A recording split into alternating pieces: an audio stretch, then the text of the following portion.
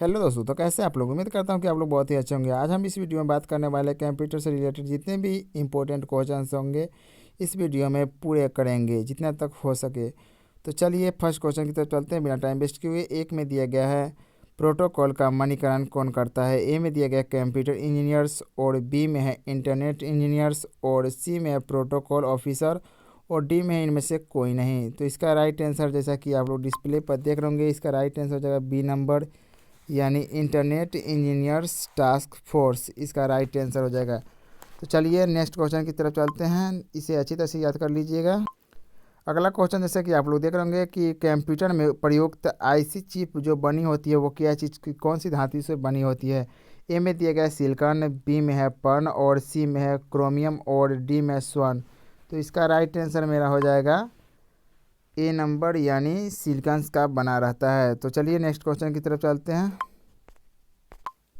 अगला क्वेश्चन जैसे कि आप लोग देख रहे होंगे, जब पीसी पर किसी डॉक्यूमेंट पर काम करते करते हैं तब डॉक्यूमेंट अस्थायी रूप से स्टोर होता है। जैसे कि आप लोग पबजी खेलते होंगे, यानी जितने भी स्टूडेंट अगर आप लोग देख रहे होंगे तो पबजी तो खेलते ही होंगे, हमको पता है।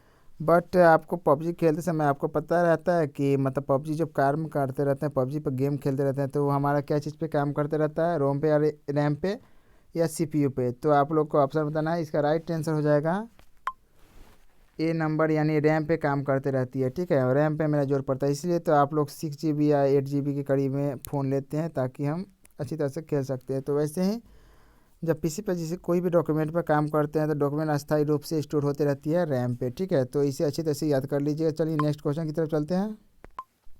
अगला क्वेश्चन ये रहा, संपूर्ण कंप्यूटर प्रणाली के लिए संप्रेक्षण नियंत्रण करता है। यानी ए में दिए गए अर्थ इस क्या बोलते हैं, अंगनातीय तार्किक की यूनिट, और बी में है सेमीकंडक्टर, और सी में है मदरबोर्ड, और डी में है को प्रोसेसर। तो चलिए इसका राइट आंसर की तरफ चलते हैं। इसका राइट आंसर हो जाएगा मेरा ए नंबर, यानी अंगणितीय तार्किक यूनिट। अगर हम बात करते हैं ALU, इसको हम शॉर्ट में ALU के नाम से भी जानते हैं, यानी अर्थमेटिक लॉजिक यूनिट। ठीक है, इसको हिंदी में कहते हैं अंगणितीय तार्किक यूनिट। तो इसे अच्छी तरह से याद कर लीजिएगा। चलिए नेक्स्ट क्वेश्चन की तरफ चलते हैं।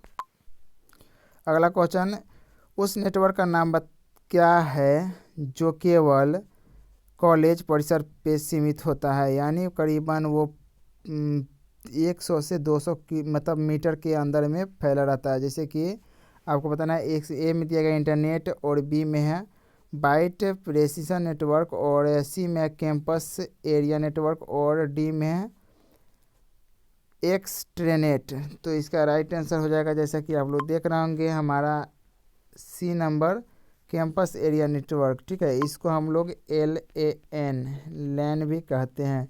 लैन का फुल फॉर्म हो गया local area network. Local area network आपको बताते हैं, ये केवल 100 मीटर से 200 मीटर के बीच में मतलब कि क्या करता है, कनेक्ट रहता है, मतलब वाईफाई देते रहता है। मतलब एक तरह से समझ सकते हैं लैन नेटवर्क के मतलब कि 200 से लेकर 100 मीटर मतलब कि तक के इसका रेंज होता है। तो इसे अच्छी तरह से याद कर लीजिए। चलिए नेक्स्ट क्वेश्चन की तरफ चलते हैं।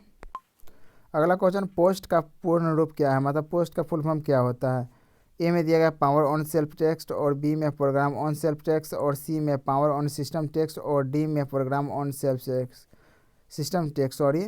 तो इसका राइट आंसर जैसा कि आप लोग डिस्प्ले पर देख रहे होंगे, इसका राइट आंसर होगा पावर और सेल्फ टेक्स्ट, यानी ए नंबर इसका राइट आंसर हो जाएगा। आप लोग पोस्ट टेक्स्ट मतलब ये पोस्ट जो अभी का फुल फॉर्म पूछ रहे हैं वो केवल क्या बोलते हैं, इंटरनेट जो इस्तेमाल करते हैं उनके लिए किया जाता है। ऐसा नहीं कि नाक विभाग वाला आप लोग समझ लीजिएगा। ठीक है, तो पोस्ट का फुल फॉर्म क्या होता है, पावर ऑन सेल्फ टेक्स्ट। ठीक है, तो इसे अच्छी तरह से याद कर लीजिए। नेक्स्ट को DNS डोमेन नेम को इनमें से बदला जाता है, मतलब DNS को किस चीज़ में बदला जाता है, बाइनरी में, बी में IP में, और सी में URL में, और डी में इनमें से कोई नहीं। तो इसका राइट आंसर हो जाएगा मेरा, बताइए आप लोग कमेंट करके, बी नंबर, यानी IP में बदला जाता है। बाइनरी मतलब कि इसमें बाइनरी अगर कोड पूछा जाता है तो 1010 मतलब इसमें दो ही रहता है। ठीक है, और IP एड्रेस के बारे में जानते ही होंगे। तो चलिए नेक्स्ट क्वेश्चन की तरफ चलते हैं। अगला क्वेश्चन है, वेब पर एक्सेस करने के लिए डॉक्यूमेंटों एवं ग्राफिक्स और ध्वनियों को डैश किया जाता है। तो ए में दिया गया प्रोसेस किया जाता है, और बी में है लिंक किया जाता है, और सी में है मॉडिफाई किया जाता है, और डी में है इंटरनल किया जाता है। तो कोई भी वेब एक्सेस करने के लिए डॉक्यूमेंट चाहे ग्राफिक्स या ध्वनि हो, उससे हम क्या करते हैं, तो इसको हम बी नंबर यानी लिंक करते हैं एक दूसरे को। ठीक है, तो अच्छी तरह से याद कर लीजिएगा। चलिए नेक्स्ट क्वेश्चन। किसी डाटाबेस में पंक्ति यानी रो का दूसरा नाम क्या है? डाटाबेस अगर कोई भी तैयार करते हैं आप उसको, तो रो का नाम क्या होता है? ए में दिया रिकॉर्ड, बी में है कॉलम, और रिलेशन, और डी में है फील्ड्स। तो इसका राइट आंसर जैसा कि डिस्प्ले पर देख रहे होंगे, इसे हम कहते हैं ए नंबर यानी रिकॉर्ड कहते हैं। तो चलिए नेक्स्ट क्वेश्चन की तरफ चलते हैं। पहला ईमेल कब भेजा गया था? तो दुनिया का सबसे पहला ईमेल कब भेजा गया था? ए में दिया गया 1963, 1969, और 1971, और 1984। सबसे पहले जान लेते हैं कि ईमेल का फुल फॉर्म होता क्या है। इलेक्ट्रॉनिक मेल होता है, इसे अच्छी तरह से याद कर लीजिएगा।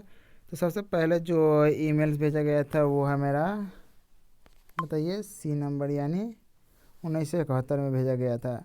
तो आपके लिए क्वेश्चन रहेगा मेरी तरफ से, आप लोग कमेंट सेक्शन में कमेंट करके बताइएगा, इनमें से कौन सा मावी फॉर्मेट नहीं है? तो ए में दिया गया है AVI, और बी में है MPEG, और सी में है WAV, और डी में है JPEG। तो इसका राइट आंसर हम सोचेंगे कि कल देखेंगे कमेंट बॉक्स में कौन कौन कमेंट करके बताया है। तो चलिए वीडियो के यहीं पे करते हैं। जय हिंद दोस्तों, जय भारत। अगर समझ में आया होगा तो वीडियो को लाइक कर दीजिए, चैनल को सब्सक्राइब कर दीजिए, और ये क्वेश्चन आपका आंसर जो होता है हम वेट करेंगे कि कितने दे पाते हैं कमेंट बॉक्स में। चलिए नेक्स्ट क्वेश्चन, वीडियो के यहीं पे करते हैं। जय हिंद दोस्तों, जय भारत।